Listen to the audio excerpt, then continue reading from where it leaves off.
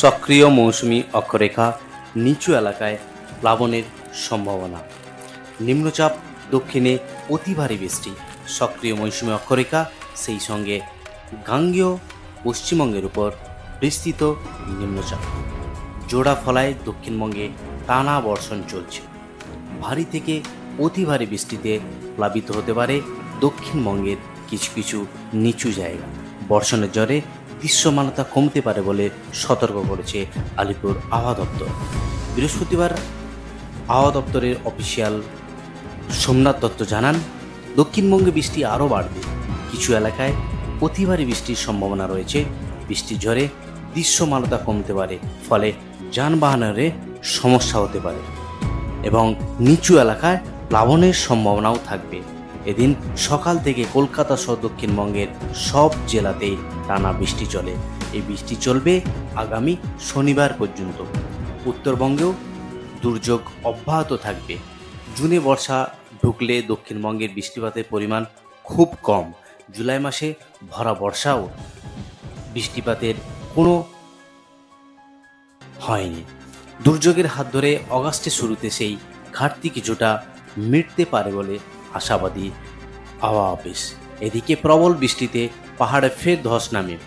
পাহাড়ে 10 নম্বর জাতীয় সড়কের 28 মাইলে নতুন করে ধসের জেরেই ফের ভয়াবহ প্রাকৃতিক দুর্যোগ পাহাড়ে।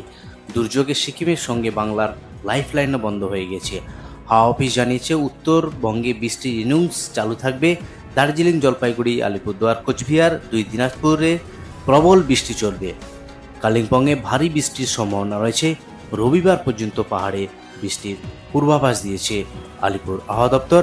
আগামী সোমবারের পর থেকে বৃষ্টির পরিমাণ কমতে পারে বলে হাওয়া অফিস জানিয়েছে। জুনের শেষ ভাগে বর্ষা এলেও যথেষ্ট বৃষ্টি হয়নি দক্ষিণবঙ্গে।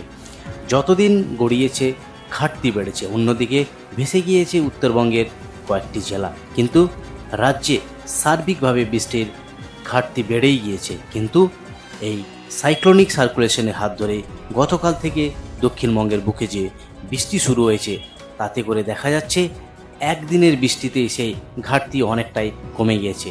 ঘূর্ণাবর্ত এবং সক্রিয় মৌসুমী অক্ষরেখার প্রভাবে রাজ্যে বৃষ্টির পরিমাণ কমেছে প্রায় 7%।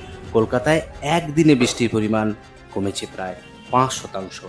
সার্বিকভাবে 1 জুন থেকে 1 আগস্ট পর্যন্ত রাজ্যে বৃষ্টির পরিমাণ ছিল মাত্র 11%। 1 আগস্ট দিনভর বৃষ্টির পর 2 আগস্ট অর্থাৎ আজ শুক্রবার আলিপুর আবহাওয়া দপ্তরের পরিসংখ্যান বলছে রাজ্যে এখন বৃষ্টির ঘাটতির পরিমাণ নেমে গিয়েছে 4%। বৃহস্পতিবার পর্যন্ত কলকাতায় বৃষ্টির ঘাটতির পরিমাণ ছিল 29%। শুক্রবারের পরিসংখ্যান বলছে সেই ঘাটতির পরিমাণ কমে গিয়েছে 24%। অর্থাৎ একদিনে কলকাতায় ঘাটতির পরিমাণ 5% কমে গিয়েছে। এদিকে হুগলি, পশ্চিম বর্ধমানে ঘাটতি পূরণ হয়ে স্বাভাবিকের থেকে একটু বেশি বৃষ্টি হয়েছে। বৃহস্পতিবার পর্যন্ত হুগলিতে বৃষ্টির ঘাটতির পরিমাণ ছিল 16%। শুক্রবার আবহাওয়া অফিস যে পরিসংখ্যান দিয়েছে তাতে দেখা গিয়েছে হুগলিতে 5%-এর বেশি বৃষ্টি হয়েছে। বৃহস্পতিবার পর্যন্ত পশ্চিম বর্ধমানে ঘাটতির পরিমাণ ছিল 26%। শুক্রবারের পরিসংখ্যান বলছে সেখানে 1%-এর বেশি বৃষ্টি হয়েছে। অর্থাৎ এই বৃষ্টি ক্রমশ বাড়বে। এই বৃষ্টি উত্তরবঙ্গ এবং দক্ষিণবঙ্গ প্রায় সমস্ত জেলা জুড়ে এই বৃষ্টির পরিমাণ বাড়তে থাকবে। আলিপুর আবহাওয়া দপ্তর পূর্বাভাস জানিয়েছে, চলতি সপ্তাহে দক্ষিণবঙ্গে বৃষ্টির প্রভাব বৃষ্টি হতে পারে।